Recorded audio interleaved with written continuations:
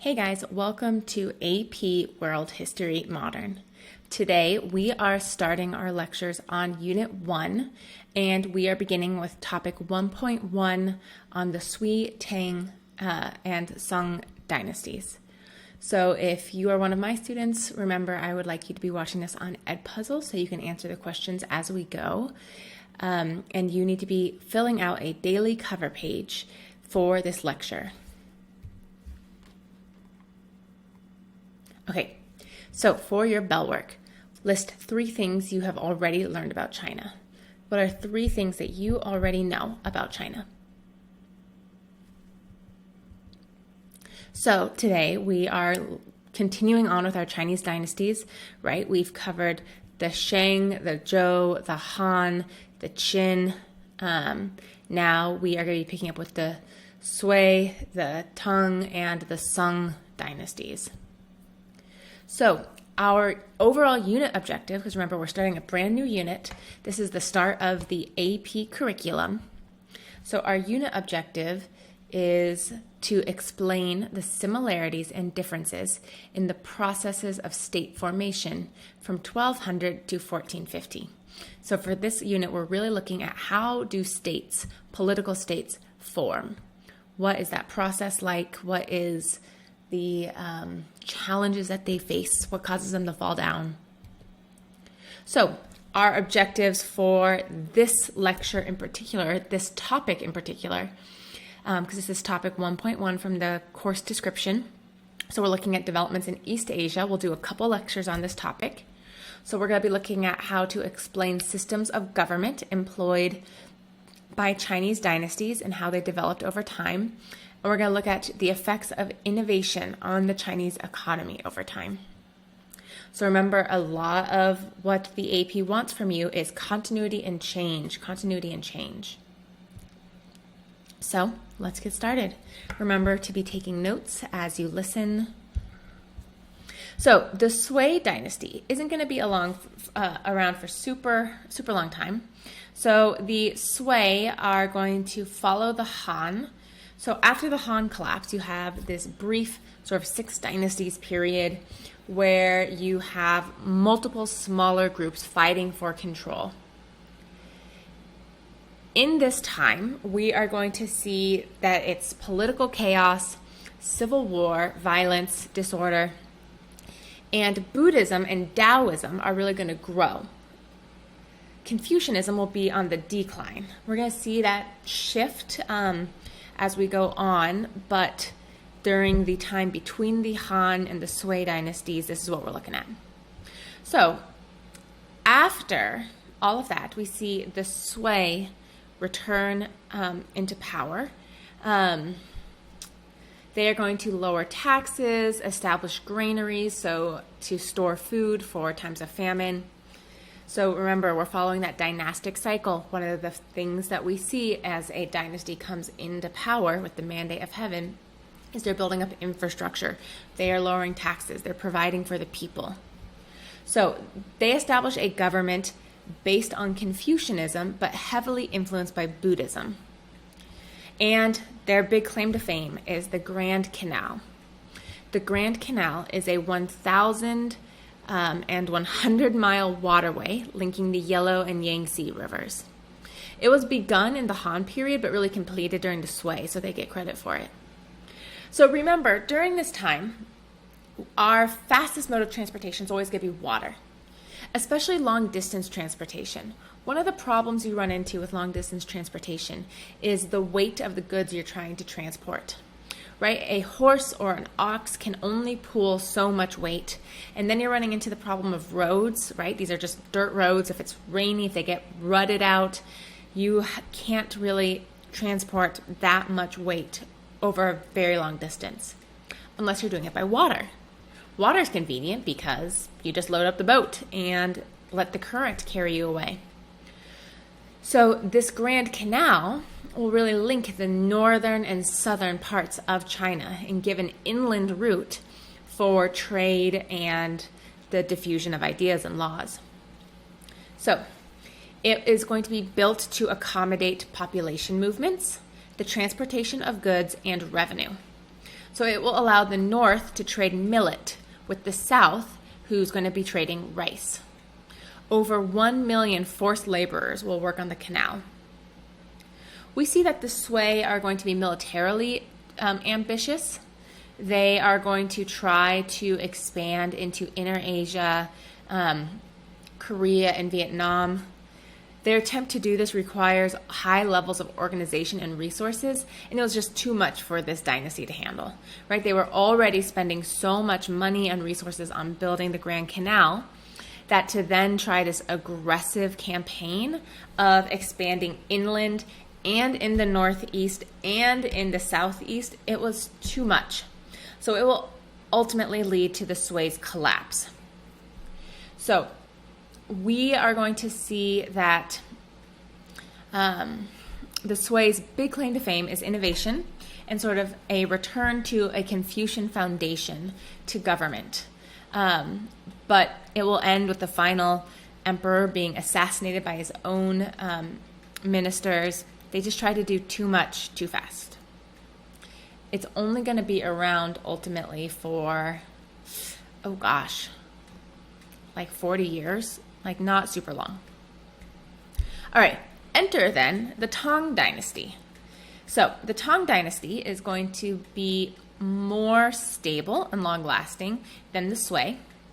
So it will unify China after 618 and will last about 300 years, ending in 907. So their capital is going to be in Shenyang, which is going to be in the northern part of China.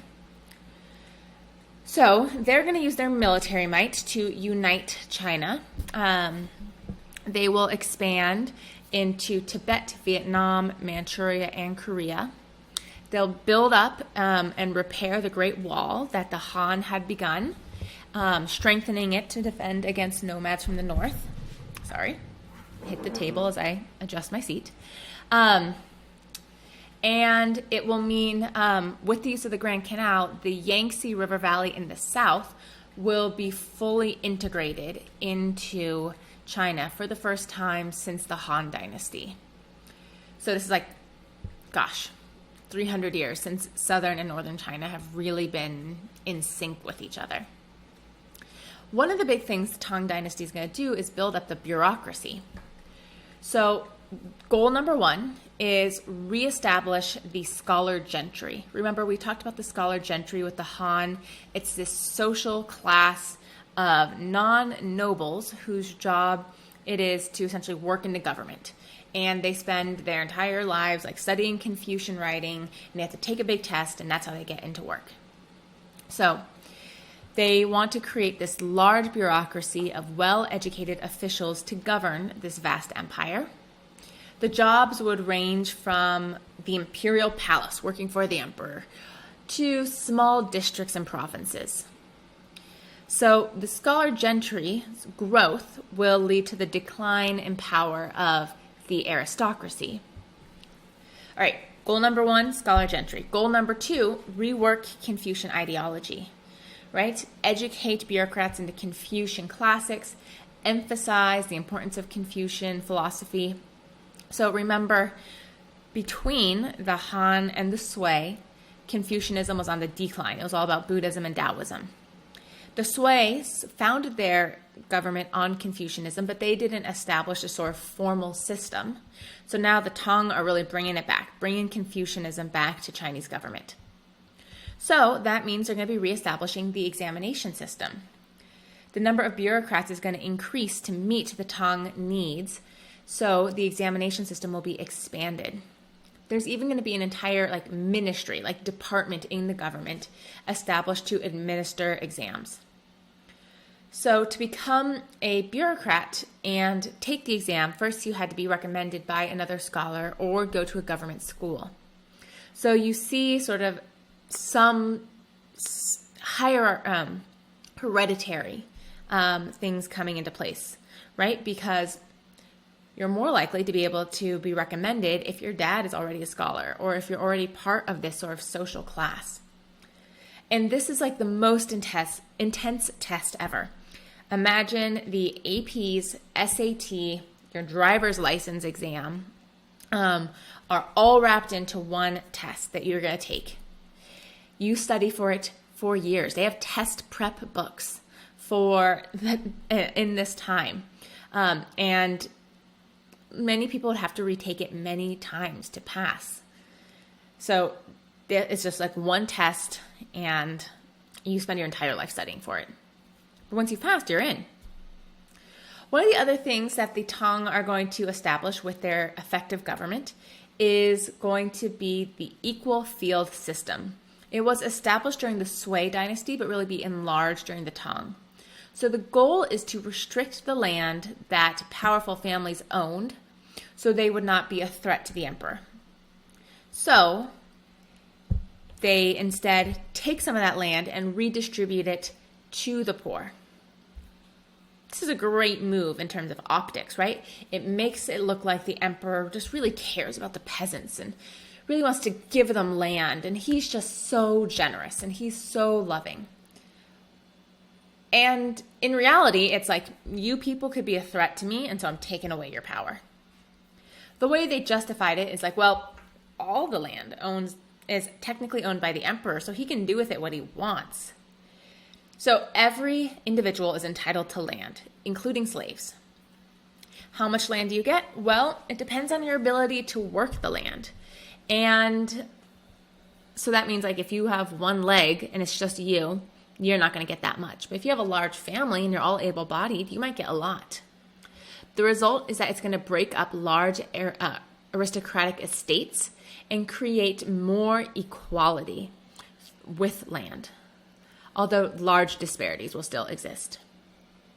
Finally, the tribute system. This is something that's going to become a really big deal in China. So Tang Dynasty, Song Dynasty, the Yuan, the Ming, this tribute system is going to be a continuity that's very important. So the tribute system was a practice in which independent countries would acknowledge the supremacy of the Chinese emperor. So what does that mean? Well, it means that essentially other countries would send their ruler or an ambassador to China and say, like, you're the best. You are so much better than us. You are so much smarter than us, so much more powerful than us. And they'd even be forced to do something called the kowtow, where they would get on their hands and knees with their forehead on the ground and crawl towards the feet of the emperor, right? Very humbling, very sort of shameful that these are the most powerful men in their other country, and here they are literally rubbing their nose in the dirt at the feet of this Chinese emperor. So why would independent countries go and humiliate themselves like this? Well, China's so economically powerful. You want access to that market. You want to be able to sell your goods in China. You want access to the things that they are creating so you can sell it on your own land. You want to be part of this major trade system. So sure, it's embarrassing, but it's worth it for the financial gains. All right, Buddhism and the Tang Empire. This is a big idea. So, it is under the Tang that we'll briefly see Buddhism really grow. Emperors will legitimize their control by using the Buddhist idea that kings are spiritual agents who bring their subjects into the Buddhist realm. In a few lectures, we are going to talk about India. And when we talk about India, I'll talk about specifically Buddhist beliefs. But keep in mind that this is the Mahayana branch of Buddhism, right? So this is not Siddhartha Gautama's Buddha, right? This is not your most basic Buddhism. This is an example of diffusion, right? As Buddhism has spread throughout Asia, it has changed. So it's Mahayana Buddhism that is going to be very popular among the commoners in Asia, in China specifically. So the beliefs in Mahayana Buddhism are very flexible. It encourages the adaptation of local deities into the Mahayana pantheon. So you're going to worship the Buddha as a god. And like also, oh yeah, we had the god of like this waterfall over here. Yeah, we'll worship him too. And we see the translation of Buddhist texts into local languages. So, during this time, we see that there's a pro-Buddhist period at the beginning of the Tang Dynasty. So, it's very popular among the common people, and so to take advantage of that popularity, emperors will make overtures towards Buddhism. So that means Buddhist monasteries will be important allies of the Tang emperors. And in return for their assistance, they will receive tax exemptions, land, and gifts. So think about this. You're a new emperor, right? You're just establishing your dynasty. There's probably groups of people who don't like you, small rebellious groups. You're trying to govern a vast area, and you have no effective method of communication and control. But everyone follows this religion. So it'd be great if you could get the leaders of that religion to say, hey, you should really support this emperor. Like, it's really like the best thing to do for your soul, for your spirit, like for your karma. You should support the emperor. You shouldn't fight against him. Over time, this is going to become a problem, though. So Mahayana Buddhism will be the popular branch of Buddhism for the commoners. Chan Buddhism, C-H-A-N, also known as Zen Buddhism, will be very popular among the Chinese elites.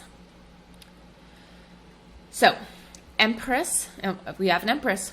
Empress Wu Zetian is going to be the largest supporter of Buddhism. She is going to endow 50,000 monasteries. She's going to try to make Buddhism this official state religion. She will give land grants and tax exemptions to Buddhist monasteries. She'll commission Buddhist sculptures. The westward expansion of the Tang Dynasty will bring Buddhism more deeply into Central Asia. We'll talk about what happens with Buddhism in China, but just hold that thought. All right, let's talk about Chang'an, which is the capital city. So Chang'an is going to be a very cosmopolitan city. It's the destination of ambassadors from other states. It has over 1 million residents. It is going to serve as a vital intellectual and commercial center for China. So it attracts students of politics and philosophy from around Asia. Plus you have all the merchants and traders who have traveled from far-flung places. So the capital city here has a diverse population, including Arabs, Persians, Indians, right? It's not just like ethnic Han Chinese. Okay, upheavals. So, remember Taoism, right? Taoism's all about go with the flow, avoid conflict. And if you remember as well, with Confucianism, formal education is highly valued. So, with those two things in mind, we are going to see an anti-Buddhist backlash. So early Tang Dynasty loves Buddhism. Later Tang Dynasty hates Buddhism. So you see this anti-Buddhist movement. It's going to close and seize monasteries and temples, take all their land and wealth. These anti-Buddhist Confucians, right? It's really NeoConfucianism. We'll talk about it in a moment. Are going to argue that Buddhism brings nothing to China, right? Buddhism is just a parasite. It's a leech, right? These Buddhist monks rely heavily on the Chinese empire, but they're not doing anything, right? They are getting taxes from locals. They are being given land. They're given all this wealth. And what are they providing? They're going around, they're praying, they're seeking their personal enlightenment. Cool, man, but like we're paying for you. So Confucians are going to criticize Buddhism because of how much wealth has just been given to these monasteries. They are going to view Buddhism as a sort of foreign religion as opposed to the sort of native Confucianism.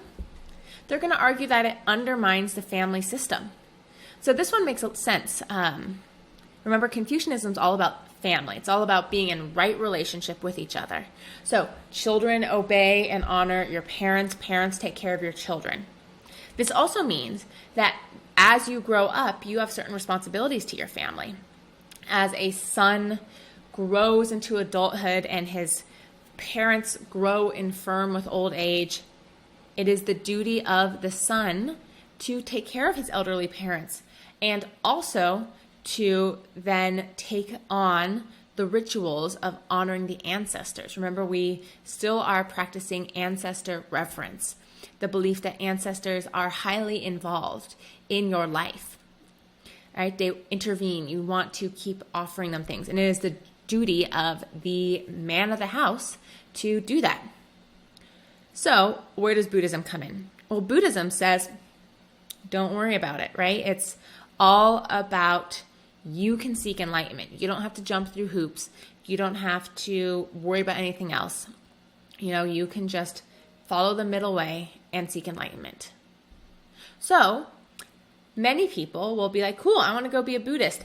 Buy family, and all of a sudden you have these elderly parents who are like, who's going to take care of me? I literally can't walk, and I am starving to death here in my home. Who's going to take care of the ancestors, right? If my son has now said, like, peace out, I'm done, literally hundreds of generations of ancestors will now disappear because they're not being brought the offerings and support that they need. The NeoConfucians are going to argue that Buddhism undermines the tax base because you're given tax-free land to these monasteries. And it's attracting hundreds of thousands of people to become monks and nuns, right? It does also make sense why Buddhism is attractive. Confucianism is highly patriarchal and puts on a lot of responsibilities on you. The idea of those responsibilities might be appealing if you have a nice family that's supportive. But if you're already starving and your parents are a jerk, or you've been, you're going to be forced to marry into some jerk's family and scrape and bow to him and his mom, no, I'm not allowed to do that. I'm going to go become a nun and just work in a garden and seek my enlightenment. And that's good. I actually have some freedom and choice. There's also a sexist aspect to this. So because Empress Wu Zetian is going to be such a proponent of Buddhism, and because, Buddhism also isn't going to adhere to the same patriarchal principles as Confucianism, right? She's going to use Buddhism to legitimize her rule. So after she leaves power, people who want to delegitimize her rule, make it look like she was an anomaly, is going to say, look, Buddhism allowed for a woman to rule China. It's wrong. It's totally wrong. We need to just be back to men ruling, Confucianism, blah, blah, blah. So because the empress was a threat to sort of the system and powers in place, the social norms that were already in place with patriarchy, they are going to want to do everything in their power to make her seem like an anomaly, her seem like a threat and something negative. And Buddhism is associated with her, so Buddhism must be discredited as well. So Emperor Wuzong is going to really persecute Buddhism in the 9th century, so 840 to, or in the 840s basically. He's going to destroy Buddhist shrines and monasteries. He's going to take land from the monasteries and redistribute it to the peasants. See, he's a nice guy, right? It's not that he's anti-Chinese people. He's just anti this foreign religion. Confucianism is going to be supported on a state level, especially with the examination system.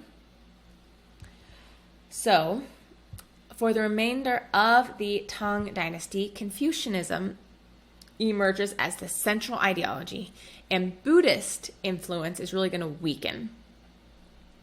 So, yeah. So the Tang Dynasty will come to an end in about 907. Classic indicators of Chinese dynastic decline. right? You should be able to like list these off. We've seen them every time. So one of the nice things about the Chinese dynasties, you can remember, what they did, but for the most part, their start and their end are going to be the same.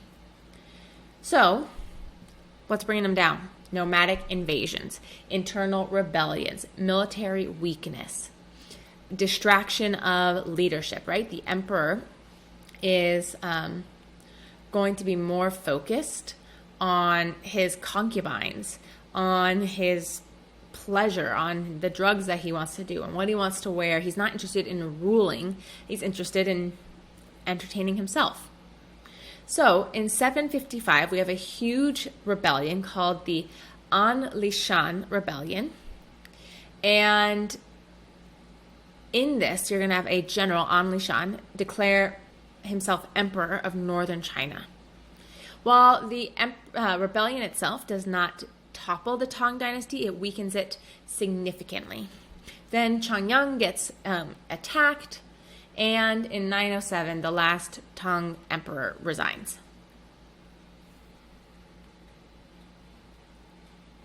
So this is a great video. I recommend you watch it. Its History has done a bunch of series on the different dynasties. It will really help understand the conflict, especially around Buddhism. All right, last dynasty of the day, the Sung Dynasty. So we can divide, the Sung Dynasty in general is going to rule between 960 to 1279, so about 300 years. However, we can divide that really into two periods. You have the Northern Sung period, which is the longer and more stable of the two, and then you're going to have the Southern Sung, when they are going to be forced south. So we see, do I have the name here? Okay. We see that the Sung Dynasty is surrounded by a couple other dominant powers, right? The Liao and the Western Xia. So let's talk about them really quick. So after the fall of the Tang, a number of new states are going to emerge in the former Tang territory. So you're going to have the Liao and the Xin cutting off China from Central Asia. So in this, the Sung are going to really develop much more maritime focus, focusing on the sea, right? They can't get to inland China. So they are strengthening their connections with Korea, with Japan, with Southeast Asia. The Liao state is going to include nomads and settled farmers. And they are going to really be marked by their strong military. The Sung are going to help a group of people called the Jurchens, and the Jurchens will ultimately defeat the Liao and establish their own Jin empire. You can see here in the north. They will then turn on the Sung and drive them out of northern and central China completely by 1127. So that's going to be what forces the southern Sung period. Okay. So one of the things we're going to see indicated, marking the Sung Dynasty, is NeoConfucianism. Remember, I mentioned it earlier. So NeoConfucianism is basically like Confucian fundamentalists. They're taking everything way too intensely, way too literally. They are not allowing really for any nuance, and they are just really intense about it. So think about maybe like Muslim fundamentalists or Christian fundamentalists that you're like, whoa, like slow your roll. These are Confucian fundamentalists, Neo-Confucians. So they're going to revive the pure or like original Confucian thought and teaching. They're going to establish libraries, old texts are going to be discovered, and it's really going to emphasize formal education, right? Because Buddhism is all about enlightenment. You just naturally can seek to understand it. No. Confucianism is not about that. You will go to school and you will learn it. You don't just get enlightenment. They are extremely hostile to foreign ideas. Buddhism is a foreign religion. Taoism even, which is from China, but it's all about like, it's superstitious, right? It's not like serious education stuff. And both of those have tainted Confucianism in the past. So these Neo-Confucians are very fearful of outside influences and like spirituality in general. Gender, class, age distinctions are very strictly enforced. These things, in their mind, will ensure social harmony, right? If women just keep to their place, then we'll have a happy family. If sons just obeyed their fathers, then you wouldn't have conflict. If citizens just obeyed the emperor, then we would be all set. Sounding a little intense? Yeah, it was. So this is going to be the dominant interpretation of Confucianism during the Sung Dynasty. It will place higher value on civil pursuits than military affairs. It will not be able to completely get rid of Buddhism, right? Especially among the poor people. So the idea of like universal sagehood is a Buddhist idea, and it's going to continue to be very popular among the ordinary people. So it's the idea that non-elite, non-scholar gentry might still be able to attain wisdom and habits of the mind, right? They can still, there's something to be said, something to be valued in the intellectual life of people who aren't able to go to school and spend their entire life going to one of these government-sponsored Confucian schools. So, the other big thing, the Sung Dynasty is marked by three things. 1, Neo-Confucianism. 2, their economy, Sung industries. 3, they're going to be conquered by the Mongols. So, China did not really benefit from technology from other countries because there's like a lot of instability and stuff. Luckily, they're super good about developing their own processes. So China gets awfully close to an industrial revolution. Historians are like, ooh, like you're this far away from starting the industrial revolution in like the 10th century, as opposed to like the 17th or 18th century with Britain. So they are going to use information that has been brought to China from the Tang era. Many of these innovations have to do with mathematics, astronomy, and map making. So do I have a whole slide on this? Let me check real fast. Not yet. Okay. So they are going to do lots of important inventions. So first important invention, the magnetic compass. Right? That means you can arrange it so it always points north. So then okay, it's always east. Right? It's going to make it's going to equip sailors with the ability to navigate when they're out at sea. Right? Here's the hard thing about being out at sea without GPS. No landmarks. How do you know which way to go? Well, with a compass now you can. So you can go further from shore and thus expand your trade routes. We also see, in conjunction with shipbuilding, the introduction of a stern post rudder. So a rudder that attaches to the stern so then you can steer the boat more effectively. And watertight bulkheads, ships that don't leak at all. So it means you can carry stuff that could be damaged by the seawater and not have to worry about it. Shipbuilders in the Persian Gulf will later adopt these innovations. In terms of military, they had some important innovations there, specifically gunpowder. Gunpowder, that was like the big thing, right? They are going to develop and use gunpowder weapons. They're going to develop really high-grade iron and steel for weapon armors and defensive works. Their military is going to be really strong, very professional, regularly paid.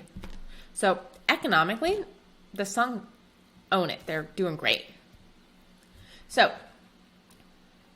you have to understand that even with this, until we really see the Industrial Revolution in Britain, the foundation of every economy is still going to be agrarian. It's still going to be agriculture. So you see a vibrant economy overall is stimulated by advances in farming, like, for example, the introduction of champa rice from Vietnam. You're going to see new areas of China cultivated, so new land that hadn't been used for farming before will now be used. The government is going to encourage people to settle and cultivate barren lands. We see that the government will sponsor irrigation systems to be expanded. You have new seeds, new fertilizers, the invention of the wheelbarrow, right? That's kind of a big deal. The canal system in China will allow for produce to be transported more quickly so it won't rot before it gets to market. So because we have more agricultural production, this will lead to more population growth, right? We can follow this one-to-one. Better food supply is going to lead to fewer people starving. It's going to lead to more women carrying their pregnancies to term. It's going to mean people are like, hey, maybe we will have that, fifth kid. So more agriculture is going to lead to population growth and urbanization. So this will also be in conjunction with an intensification of trade networks between East and South Asia because of new crops, iron plows, expanded irrigation. So we see an increase in state investment in economic development. The civil service exam, which really got its start during the Tang Dynasty, is now going to really reach its height during the Sung. It will fully break the domination of the hereditary aristocracy, right? Because the examination system allows for anyone to get access to government positions in power based off their ability, not based off who their father is. However, if you're from a poor family, you're not going to be able to devote the time and resources necessary to study and pass the test. So by instituting the civil service exams for entrance into government work, they recruited the most talented men for government service. Other inventions, movable type, so you have like a rudimentary, basic printing press. So it means you're going to start to have mass production of text. Let's see, commercial expansion, canal system, Silk Roads in general. We're seeing a lot of more trade within Asia and within the region around Asia. You have something called flying money. These are paper bills and a credit system emerging. So because your economic system is stable enough, people can establish credit. Let's see. We're going to talk a lot about the Silk Roads next unit, so I'm going to just pass over that briefly. Let's talk about the family. Actually, pause for a moment. Identify 3 continuities and changes from the Han Dynasty to the Sung Dynasty. So 3 continuities and changes. Okay, family and women. We'll finish up with this. So the population is going to rise to about 100 million in China. It's going to lead to some very large but well-managed cities. We still see families living in extended households, right? Multi-generational. We still see ancestor worship. Elite women had a few more opportunities, but if you're a poor woman, you're just working. So NeoConfucianism is uber patriarchal. This is not a great time for women. So the role of women is really reduced during this time period. So you have physical confinement, right? Women are, their job is to be a homemaker and a mother, so why should they leave the home? The virtues for women would be like virginity for girls, fidelity, so loyalty to wives, chastity for widows, right? It's all about sex. Men were allowed greater freedom. They inherited wealth. They were allowed to divorce. Women weren't educated where men were. And it is during this time we see the emergence of foot binding. So foot binding is an incredibly painful process, and it's going to become a mandatory status symbol for elite women. It will be a continuity in China for elite women until the 20th century. Chairman Mao Zedong is going to be like, hey, foot binding is bad. This is how long this is going to hang out. So it illustrates the degree to which women were subordinated, controlled, and physically confined. This is not something that working class women did. This is purely a rich person thing because it's a way to show, look how rich I am. Like my wife doesn't even need to walk. I'm so rich, I have all the servants do it. So only elite women did this, and really it was something that was only for the ethnic Han. So if you are from another ethnic group in China, you're not binding your women's feet. So around between the ages of 2 and 5, so that's before kindergarten, you would bind a woman's feet. The ideal length is about 3 inches long. So you have to break the foot, right? It's a bone-breaking, muscle-deforming process. It's extremely painful, and it never stops being painful, and will severely limit your mobility. But it was considered to be highly attractive and even erotic to men. Like, you have texts from some Chinese emperors being like, ooh, the smell of the rotting flesh of the feet, it just turns me on. It's like, ooh, that's so gross. It's going to die out in the 20th century, but not before we can get photographs of it. Early Confucian scholars, right, wouldn't agree with foot binding. This is a NeoConfucianism, Confucian fundamentalist point of view. All right, briefly, we'll finish up really fast because I actually need to go teach class now. Southern Sung period. You see a tribute system set up with your neighbors because they're not able to defend it, so they're going to just pay them off. It will ultimately just encourage neighbors to invade them because you're like, oh, you're going to just pay me to not attack you? Great, I'll attack you so then you can pay me. After the Liao and like these conflicts with their neighbors, they're going to be forced into the Southern Sung period. All right. We are going to finish up with some practice questions before our summary. So, what was the political influence of Buddhism in the Tang Empire? Answer on Edpuzzle. I'm not going to go over to the answer here.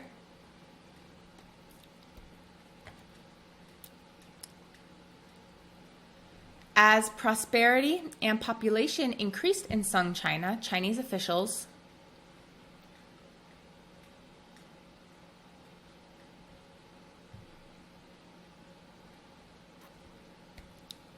last one, to facilitate communication and trade between northern and southern China, the Sui built this one should be really easy. I hope you can get it like that.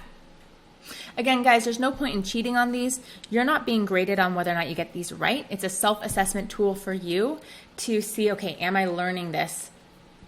I wanted to see that you're participating, and it's a way for you to guess, really ask yourself, okay, did I learn this information or was I just exposed to it?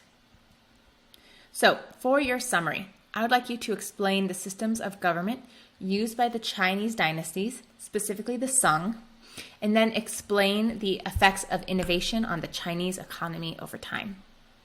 If you have any questions, please ask. Thanks for listening. Have a great day.